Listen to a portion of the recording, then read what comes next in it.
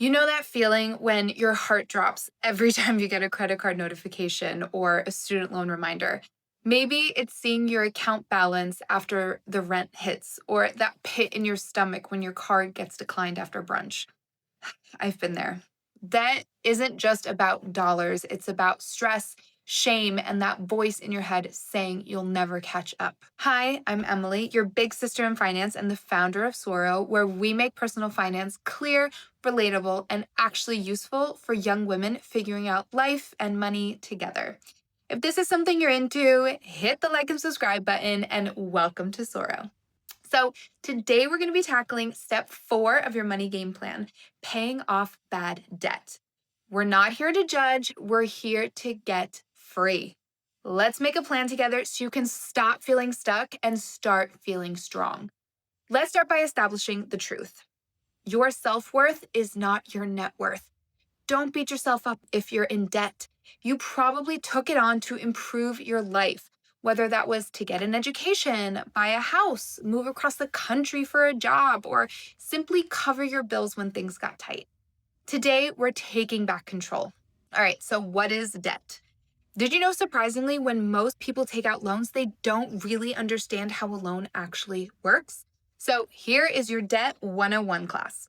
A debt means you owe money to someone or that you've taken out a loan. A loan is made up of 3 different parts: the principal, the interest, and the time frame. The principal is the amount of money the loan is for, aka the amount of money you're going to receive. The interest is the fee for getting to borrow that money. This can take a couple of different forms, but a common one is compounding interest, which means your debt is going to keep growing the longer you take to pay it back. And lastly, the time frame, which is how long it's going to take to pay back the loan. So, for example, a 30-year mortgage is going to take you 30 years. Now that we know what debt actually is, the thing you should remember is that only way to get rid of debt is to pay it off. So, how are we going to do that? Step 1, write down all your debt. The first thing I want you to do is write down all of your debt. It might sting at first, but you're not making a list of failures. You're making a list of freedom steps. Write down every single balance: credit cards, car loans, student loans, medical bills. Include the lender, how much you owe, the interest rate, and the monthly minimum payment.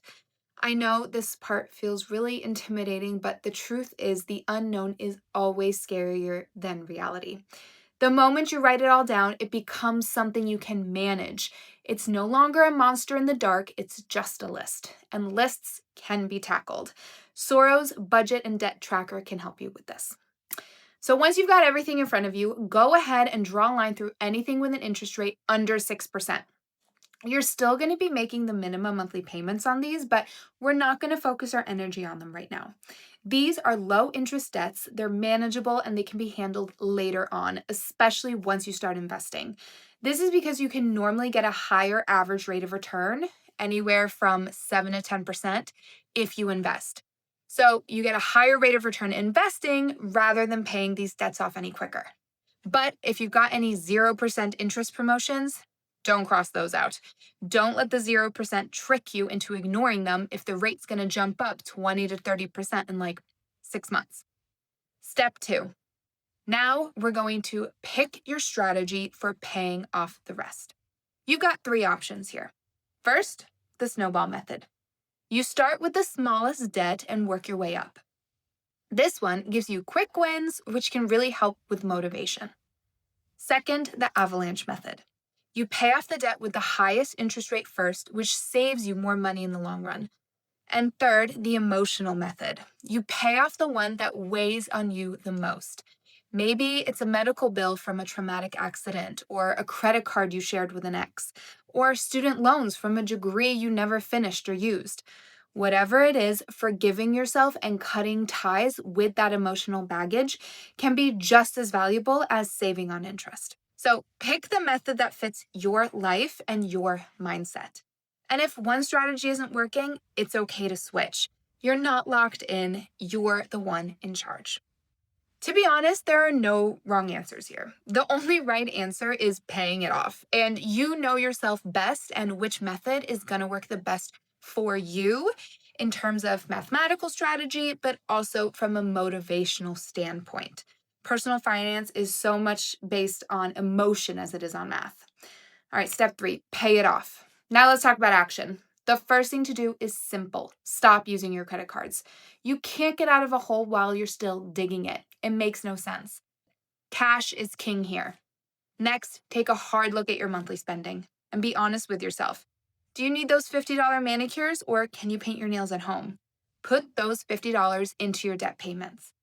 Do you need the $10 lattes every morning? That's $50 to $70 a week, couple hundred in a month. Put that towards your debt instead. And while you don't need to live off rice and beans, you do need to be making some realistic sacrifices to be able to pay it off intentionally. Cutting back short term doesn't mean you're depriving yourself. It means you're taking responsibility and taking your goals seriously. Look, I love a good latte too, but right now the goal is freedom. The goal is no more declined messages or credit card anxiety. Finally, look for ways to increase your income. I get it. If your job is already demanding, this part might be tough, but even a few extra hours a week can make a big difference. If you've got evenings or weekends free, consider something flexible like retail, restaurant work, tutoring, babysitting, or dog walking. Find something you don't absolutely hate and put every dollar from that extra income straight towards your debt. You got yourself into this, and now you are getting yourself out. And that is powerful, and you should be so, so proud of yourself. Okay, so you didn't get into debt overnight, and you're not going to get out of it overnight either, unfortunately. But you're not just someone getting out of debt. You are becoming the kind of person who makes bold, intentional choices for their future. Every dollar you pay, every sacrifice you make, every step you take towards freedom, it matters. And this isn't just about numbers. It's about not having to wake up in the middle of the night with your heart racing. It's about finally breathing a little easier, making choices from a place of strength instead of fear. It's about becoming the kind of person who backs themselves, who shows up for their future, and who takes the hard road because they know what's on the other side is worth it. You deserve a life that isn't weighed down by a credit card balance and shame. You deserve to open your bank app without flinching. And you deserve freedom. You deserve these things more than you deserve those impulse purchases and takeout. And the truth is, you've taken the first step. Just by watching this, just by being here, you are rewriting your story. So tackle step 4 in the money game plan head on. And when you're ready, I'll be right here in the next video, ready to take the next step with you. As always, check us out on TikTok and Instagram for daily money tips to get you on the right path to financial freedom. Check out our ultimate money guide on sorofinance.com and sign up for our free newsletter to get your free money basics guide. It's packed with all the essentials and a workbook to help you master your finances for real. Don't forget to like, subscribe, and drop a comment below. Which one are you choosing, the snowball, avalanche, or the emotional method? I read every single comment, and I am always here rooting for you. See you in the next video.